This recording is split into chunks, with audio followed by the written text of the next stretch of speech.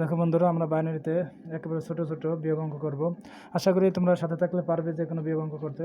তো আমরা দেখো, উপরে 3টা অন দিলাম, নিচে 0 অন অন। এই বিয়োগটা আমরা করে দেখি। আর বিয়োগ করার নিয়ম তোমরা ডেসিমেলে যেটা করো এখানেও তাই, তেমন পার্থক্য নেই। বাইনারি বেস 2 এটা তোমরা সবাই জানি। তো দেখো, 1 আর 1 মিলে গেলে কী হবে? 0। 1 আর এটা তো আমরা স্বাভাবিক ডেসিমেলে করতাম, যে উপরের সংখ্যা নিচের সংখ্যা যখন মিলে যাবে তখন কী হবে? 0। আবার দেখো, এখানেও 1 আর 1 মিলে গেলে 0, আর এখানে নিচের ছোটো সংখ্যা অর্থাৎ 0, উপরে 1 বড় যেহেতু 0 থেকে, তাই 1 এখানে বসে যাবে। উত্তর হবে এত। আচ্ছা, উত্তর হবে কত? 100। আচ্ছা বন্ধুরা, এটা ঠিক আছে কিনা আমরা একটু মিলাই দেখি ক্যালকুলেটরে। তো দেখো, অঙ্কটা কী দিয়েছিলাম আমরা? উপরে 3টা 1, 1 2 3, বিয়োগ নিচে হলো 0 অন অন, তাই না?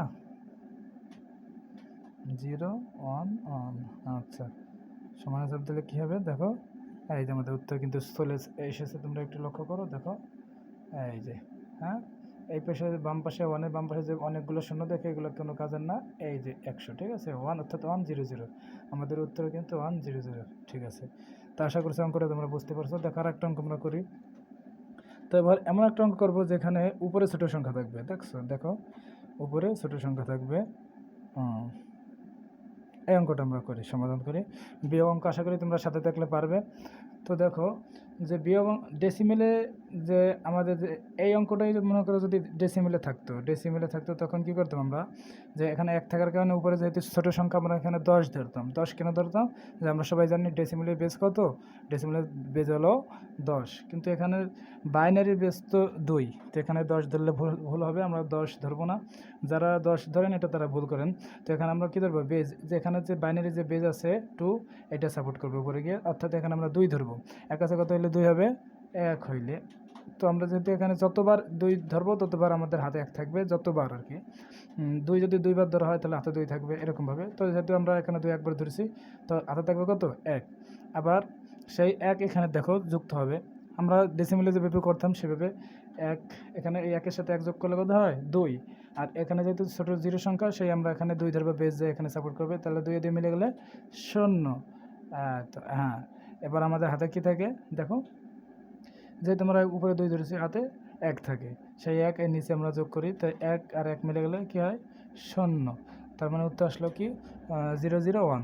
001 মূলত উত্তর হলো 1, কিন্তু এই পাশে 0 কোনো ভ্যালু নেই। তারপর থাকলেও সমস্যা নয়। দেখি আমরা এটা ক্যালকুলেটরে মিলে কিনা।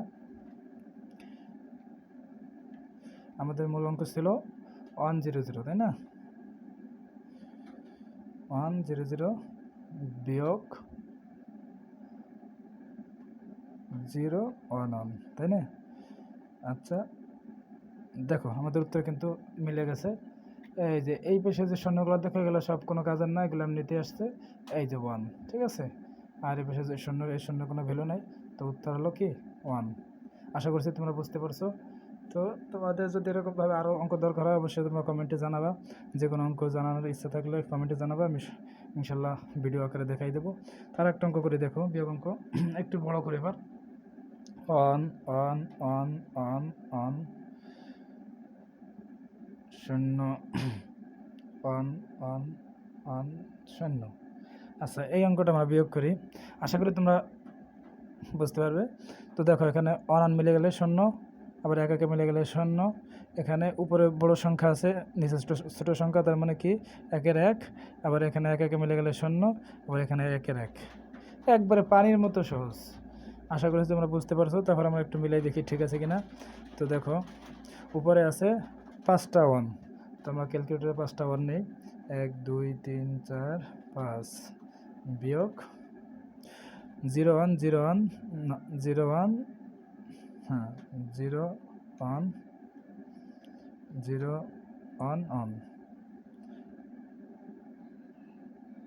তো দেখো, আমাদের উত্তর কিন্তু ঠিক আছে, দেখছো? একটু ক্যামেরা ক্যালকুলেটর দেখে খেয়াল করো, অর্থাৎ 10 100 মানে 10 10 উত্তর কিন্তু ঠিক আছে, দেখছো? তো এরকমভাবে বিয়োগ অঙ্ক একেবারে পানির মধ্যে সহজ। যারা ভয় পাওয়ার কোনো কারণ নাই, এভাবে করতে থাকো, প্র্যাকটিস করো, আশা করি অনেক ভালোভাবে পারবে। সবাই ভালো থাকো, আসসালামু আলাইকুম।